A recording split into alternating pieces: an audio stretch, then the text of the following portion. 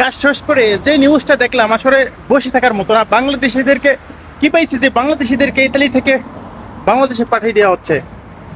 এটা কতটুকু বিশ্বাস করবেন আমি জানি না, তবে এটাই সত্য যে আগে 6 জনকে পাঠিয়ে দেওয়া হয়েছে এবং ইদানিং 2-3 দিনের ভিতরে আরও একজনকে পাঠিয়ে দেওয়া হয়েছে বাংলাদেশে।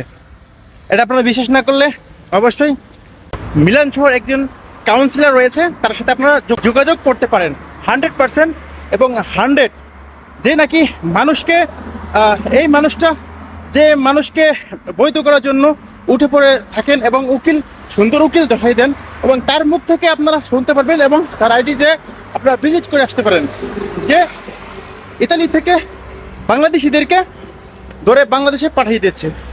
এখন থেকে সতর্ক হন, যদি পাসপোর্ট থাকে অবশ্যই গুম করে ফেলেন এবং পাসপোর্ট যেন কেউ না জানতে পারে যে আপনার কাছে পাসপোর্ট আছে।